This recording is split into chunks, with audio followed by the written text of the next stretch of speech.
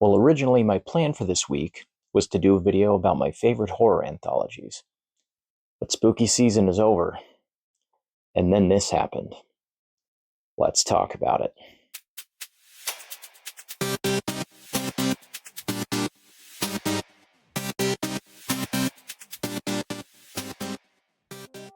Okay, so David Fincher's Zodiac was just released on 4K UHD, and there's been a bit of controversy with this one. So I thought today we'd discuss that a little bit and find out, is this worth the 4K upgrade, and have a little discussion about the film itself, so that hopefully by the end of the video you might be able to make a better decision on whether this particular title is right for you. So David Fincher is one of those directors that has a really consistently solid filmography. Even when I go back and watch several of his films, I'm hard pressed to find a favorite film, but Zodiac might be a contender for that. Part of that might have to do with the fact that the Zodiac case is fascinating because it's based on something that happened in real life. And like the case itself, the movie sort of ends with an ambiguity as to the resolution. The Zodiac case was never solved. And I think because of that, there is some built in tension that he's able to capitalize on for the movie. And it's a really strong police procedural. It is the definition of a procedural. Literally, the whole movie is various characters trying to investigate the series of murders that have taken place over the course of many, many years in the San Francisco Bay Area, starting in the 1960s, going all the way up through the end of the 70s. So the movie follows a couple of characters that work for the San Francisco Chronicle and also some police detectives that get assigned to the case. And these killings happened in several different areas outside of San Francisco. So there were several police agencies involved, and it captured the public's attention because the Zodiac killer was sending letters to various newspapers, basically as a point of pride and trying to be clever by putting in these ciphers. And I'll operate under the assumption that most of you are at least somewhat familiar with the Zodiac case. And basically, yeah, they never found their guy. I mean, the movie sort of takes a position based on Robert Graysmith's book that came to sort of the same conclusion about the identity of the Zodiac killer.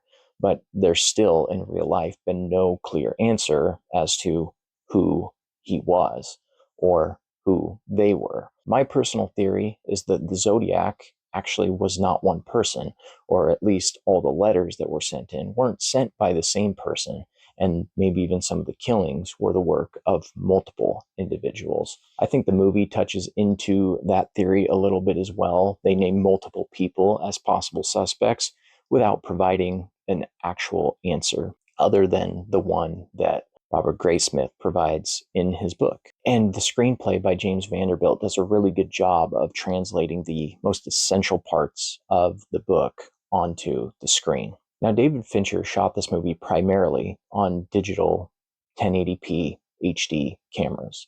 And anybody familiar with Fincher's work knows that he goes for a very distinct look for all of his films. In fact, sometimes at face value, you could look at his entire filmography and think that many of them are kind of in the same territory as far as mystery thrillers, things involving investigations into murders and things like that. Even Alien 3, which was butchered by the studio, everybody should be familiar with that story. When you get to go back and watch the work print version that's closest to David Fincher's original vision, it even has this very gritty, intentional look. Well, Zodiac is the same. It's a movie that takes place in the 70s, and I think David Fincher did a really good job shooting digitally to make the canvas look as though it is the 1970s. And it really is an amazing period piece.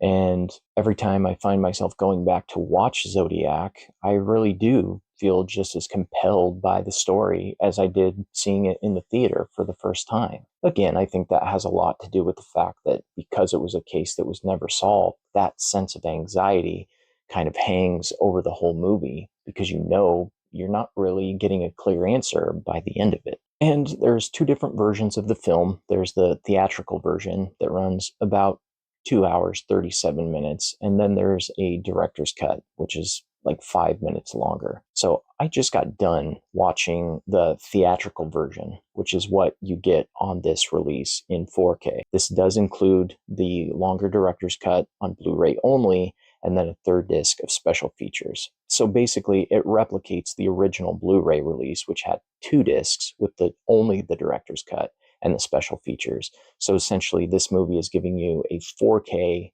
copy of the theatrical edition and then the 2 discs that you already got. I was hard pressed to notice a major difference between the theatrical version and the director's cut, but I just finished watching the 4K version of this film. And if you're paying attention to some of the chatter online, there's some controversy about this release, that it just doesn't look that good, that maybe there was some digital noise reduction or edge enhancement. It's always a controversy when there's been smoothing done to skin textures and things of that nature. But like I said, this movie was shot digitally. So the original source was a 1080p digital image. Now, if I had to guess, this is probably a 4K upscale. I don't think they did a 4K scan of any original negatives. Any original negatives would have been a negative from the original digital source anyway. This isn't a highly detailed image to begin with. This is a very gritty looking film. It's by intention a desaturated image, and that goes along with the intended look that David Fincher wanted you to see. So is this an upgrade? Technically, yes, but because the original image was in 1080p, you're not getting a whole lot more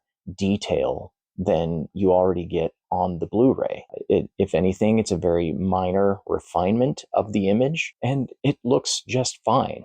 There's sometimes complaints about HDR that, oh, this version of the film now looks darker than my Blu-ray did, or darker than I remember seeing it in the theater. But here's the problem with the major studio releases. The great thing about boutique labels is that often the directors, or at least the directors of cinematography, are involved with the 4K restoration process. They're able to do the color timing, or at least approve of it, and also look over the whole image and say, this is how we want the movie to look for the audience. This is great. And they approve it. But with these major studio releases, and this one comes from Paramount, I have no way of knowing whether David Fincher approved this image or not. All I can tell you is that having compared it directly to the original Blu-ray, it looks like David Fincher's film. I think the HDR grade is very subtle. It absolutely refines those colors and solidifies things a little bit more. It basically makes things look more dense, for lack of a better word. But it's a very solid image, in my opinion. I don't like to get precious about 4K upgrades unless I'm with an audience of people that really are interested in the process of film transfer and getting into the grain structure and all of those things. There's places you can get that information, but I want to talk about Zodiac from the perspective of, a general audience member. Is this a good film? Yes, it is. It's David Fincher's probably best film. If I had to pick one, this would be it. And I think this 4K is just fine. Is this a required upgrade from the Blu-ray? Absolutely not. Most people are not going to be able to tell an immediate difference. You could put these in back to back, and like I said, it's a very subtle upgrade. There is not much of a difference here, certainly not a drastic enough difference to warrant going out and buying this at full price. I'm glad I did. It is, to this point, the most definitive version of Zodiac that we have on film. And because I have watched this numerous times since it was originally released, I just love the movie. So I'm going to watch it a lot. And I'll probably go back and watch the director's cut plenty of times as well. Ultimately, if you decide you want to get the Zodiac 4K upgrade, just know that the controversy, it's a little bit overblown. It's a good looking image. I think the transfer is just fine, and it's very close to the existing and already excellent Blu-ray image quality. So there you have it. That's Zodiac on 4K UHD. Fantastic film. Absolutely worth it. If you don't have this already, pick this up. Certainly, this is a lot of value. You get 3 discs in here. You get the theatrical cut in 4K. You get the director's cut in Blu-ray, and then you get a third disc of special features. Now, as far as the cover image, it's nothing special. I mean, it's fine. I actually like the Zodiac text, and I like the image of the Golden Gate Bridge, but I could do away with the floating head thing that they do. I think this was the original theatrical poster, which is why they went with that. But I'm just never a fan of floating heads. I just think it looks a little silly. They could have just done the image of the bridge with the text, and that would have been fine with me. I much prefer the image on the original Blu-ray release for the director's cut, which was like a replication of the envelope the Zodiac sends to the San Francisco Chronicle. And this image is actually much more David Fincher-y, if you understand what I mean. Some of his other releases had similar artwork. If you have the girl with the dragon tattoo, they did something cool with the discs on that release too. But since the 4K release has the 2 existing discs that were on this release, here we go. I'm going to do a giveaway of my Blu-ray copy of Zodiac. So if you're interested in snagging yourself this fantastic movie on Blu-ray, go ahead and drop a comment down below. Let me know that you're interested. If there's more than one of you, I will pick one at random on my next video and announce a winner. And then we can figure out how to contact one another to get you that copy. So there you have it, guys. That's David Fincher's Zodiac on 4K. Hope that helps you make a decision about whether you should purchase this film. The film speaks for itself. It's absolutely excellent. Is it worth the 4K upgrade? No, but it's not bad either. So with that, this has been C Squad Cinema, and I'll see you next time.